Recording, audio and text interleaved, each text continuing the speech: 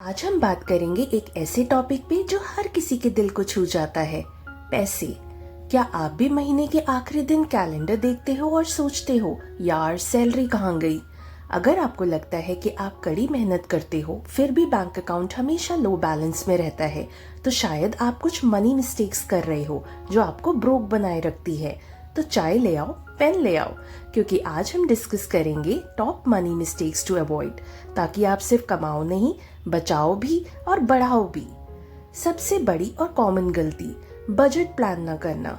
देखो, पैसे तभी कंट्रोल में आते हैं जब आप उसे कंट्रोल करते हो, नहीं तो वो आपको कंट्रोल करता है।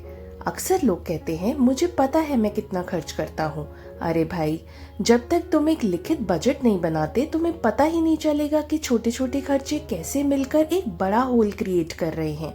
बजट बनाना बोरिंग लगता है? मैं एक इजी ट्रिक बताती हूँ। अपनी इनकम लिखो, फिक्स्ड एक्सपेंसेस लिखो जैसे कि rent, EMI, bills. Variable expenses track करो जैसे कि शॉपिंग, आउटिंग्स, सब्सक्रिप्शंस। और एक रूल फॉलो करो, 50-30-20 रूल। 50% नीड्स, 30% वांट्स, 20% सेविंग्स और इन्वेस्टमेंट्स।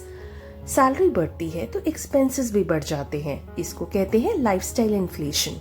जैसे ही इंक्रीमेंट आया, नई गाड़ी, नया फोन, एक्सपेंसिव डिनर्स। लेकिन जब आपकी इनकम बढ़े तो पहले सेविंग्स परसेंटेज बढ़ाओ, लाइफस्टाइल बाद में इम्प्रूव करो, वरना आप कभी फाइनेंशियल फ्री नहीं बन पाओगे। एग्जाम्पल, अगर आपकी 5 लाख सैलरी पे 20% सेविंग्स है और सैलरी 6 लाख हो जाए तो सेविंग्स को 20 से 25% कर दो। लाइफस्टाइल ऑटोमेटिकली अपग्रेड होगा विदाउट फाइनेंशियल स्ट्रेस। सेल का बोर्ड देखते ही मन हिल जाता है, by one get one, 70% of. बस वही मोमेंट है जब हम अपने बजट का मर्डर कर देते हैं। इम्पल्सिव शॉपिंग एक इमोशनल हैबिट है। The solution is 24 hour rule follow करो। जो चीज लेनी है 24 घंटे रुक के सोचो। क्रेडिट कार्ड की लिमिट कम करो। विश लिस्ट बनाओ, डायरेक्ट कार्ड में मत डालो। रिमेम्बर, हर डिस्काउंट आपके लिए बेनिफिट नहीं, कभी कभी सिर्फ सेलर का प्रॉफिट होता है। हर एक इंसान की लाइफ में इमरजेंसीज आती हैं, job loss, medical bills, urgent travel. लेकिन अक्सर लोग कहते हैं यार मैं मैनेज कर लूंगा, और जब इमरजेंसी आती है तो या तो डेट लेते हैं या इन्वेस्टमेंट्स तोड़ते हैं। इमरजेंसी फंड का रूल, 6 महीने का एक्सपेंस अलग करो, इजी एक्सेस बैंक अकाउंट में रखो। ये आपका फाइनेंशियल एयर बैग है। एक्सीडेंट में जैसे सीट बेल्ट बचा लेता है, वैसे ये फंड आपको बचा लेगा।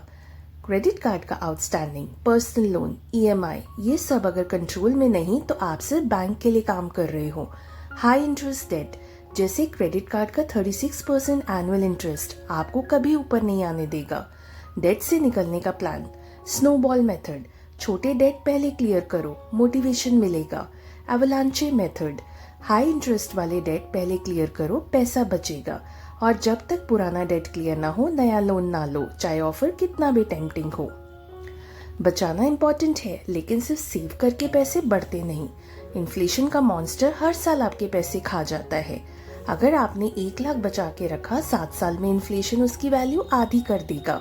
सोल्यूशन इज इन्वेस्ट करो, mutual funds, stocks, gold, bonds, जो आपके रिस्क प्रोफाइल में फिट हो। और सबसे जरूरी, जल्दी शुरू करो। कंपाउंडिंग का मैजिक तब काम करता है जब आप उसको टाइम देते हो।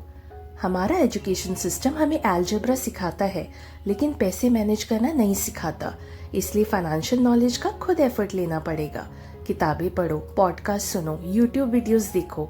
फाइनेंशियल लिटरेसी एक इन्वेस्टमेंट है जो लाइफ टाइम रिटर्न्स देती है।